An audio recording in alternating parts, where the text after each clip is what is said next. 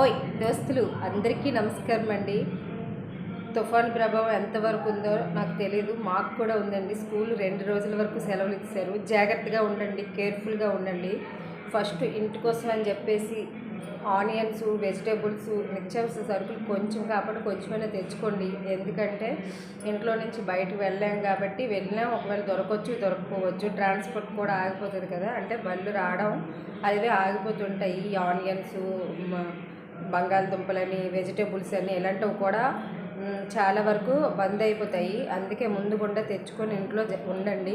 పాల ప్యాకెట్లు, కొవ్వొత్తులు, ఇన్వర్టర్స్ ఉన్నా సరే 2-3 రోజులు కరెంటు గాలి ప్రభావం ఎక్కువగా ఉంది అంటున్నారు కాబట్టి, గాలి అది వేసిందంటే కరెంటు కూడా రావడం ఇబ్బంది అవుతుంది కాబట్టి వాటర్ ఫుల్గా ట్యాంకుల్లో వాటర్ అది ఫిల్ చేసుకొని జాగ్రత్తగా కేర్ఫుల్గా ఉండండి.